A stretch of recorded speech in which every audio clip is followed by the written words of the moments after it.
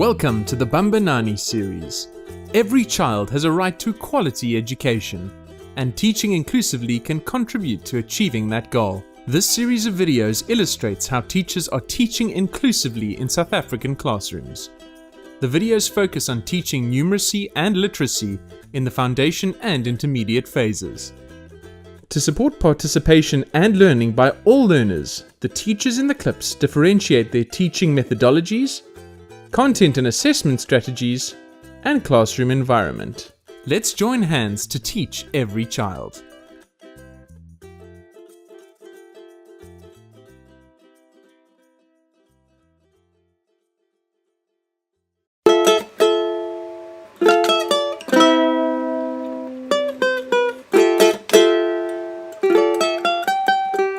Hi, my name is Maputi Mulaudi. I'm a grade 3 teacher at Dr. Knack Primary School.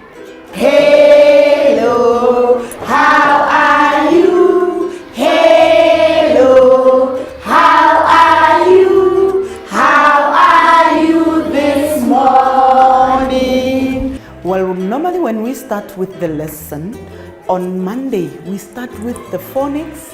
Then we go on to reading, to comprehension reading. We read a story. When we read a story, we have a first read of the story where we introduce the story, the cover of the story, the pictures in the story. Then we also learn about the words that we are going to get in the story. We read a beautiful story in the book. Okay? Yes. Do you still remember the story? Yes. Right. I want you to tell me the name of the story that we read. Can everybody say the name of the story? We go camping. We go camping. In my class, when I teach English, I code switch a lot so that learners understand the sentences or the words, the instruction that I have said in English. But I would also like them to speak more, to use English more, so that they are ready for grade 4, because in grade 4 they will have to use English as a medium of instruction. So we code switch, but then I allow them to say that in English again, so that after they have understood what I explained to them, then they must then say it in a full sentence. If they answer in one word, I always say to them, can you put that in a sentence? Or if there's a mistake and I have corrected after correcting, then I will ask the learner, can you please say that again? Do we still remember where the children went when they went camping? Do we remember where did they go? Baile kokai. Bonolo? Game park. They went to a game park. I want you to say that in a sentence. Where did they go? To a game park. They went to the game park. Can you say that? They went to the game park. Can we all say that?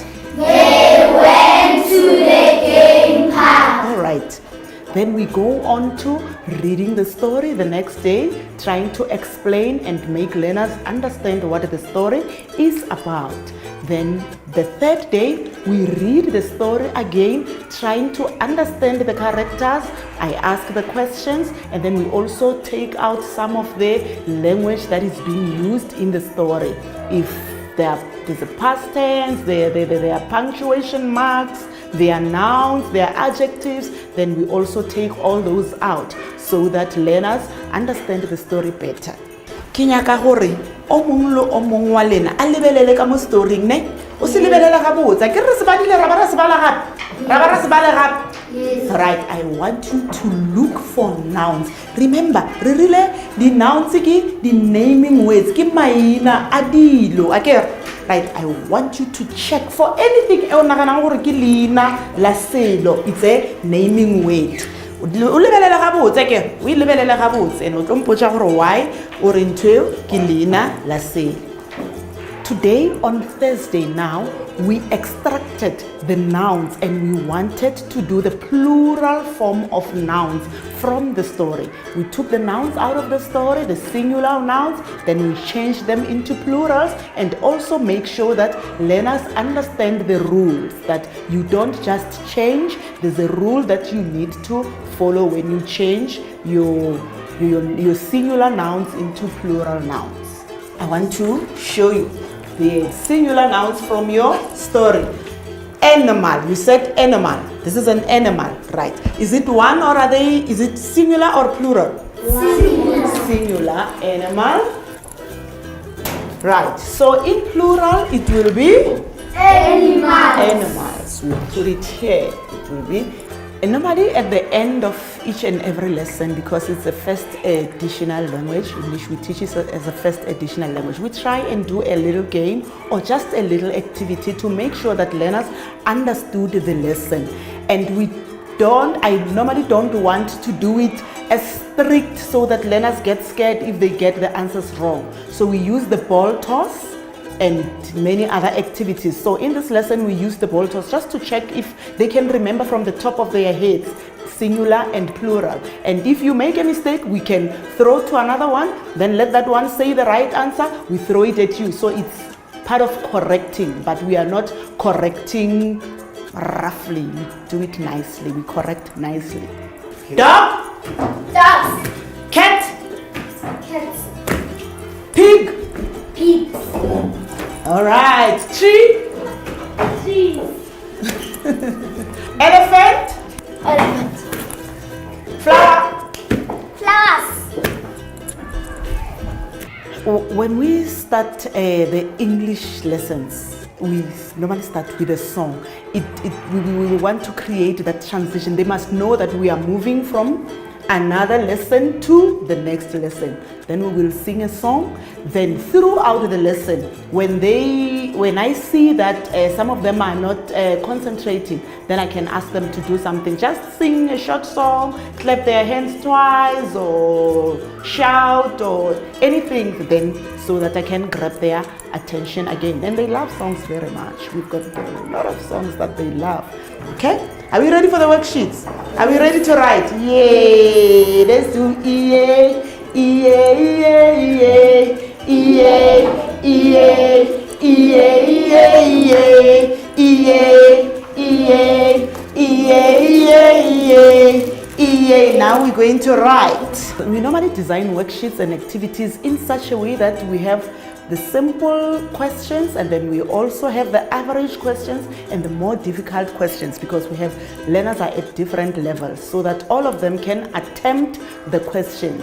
And the most difficult ones, we normally put them at the end, so that at least when they start writing, each and every learner can start writing. Although I allow them to ask a lot during the writing activities. They are allowed to ask a question, they are allowed to ask, how is this written? So I want us now to write something about the singular and plurals, so that I can see that you understood this lesson. Again, I will read the instructions to you,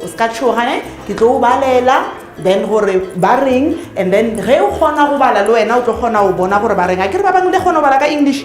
English, we can read it in English, but if you don't understand, you can also raise your hand up, then the teacher will come and help you. And also, I also ask them most of the times to talk to each other, to share what they are going to write. And I also teach them that writers think before they write. They don't just write and erase, write. You think, then you plan your words, and then you put them down on paper. Let's see what I'm going to pull out. Maybe I have 2 new kinds. I always offer extra support to learners that struggle during writing activities. As I walk around, I can see that if they make a mistake, I correct. Like the learner that wanted to say, I buyed 2 shoes. Then I was able to correct that you cannot say with verbs, with the irregular verbs. Buy changes to bought. It cannot be buyed. So I get an opportunity to change all those. I don't wait for an exact lesson that speaks about verbs to do that. So I correct as they are writing. Bide. Okay, bide. Right. Ka English, my baby, ne? Arena bide. Aker buy, ko reka ne?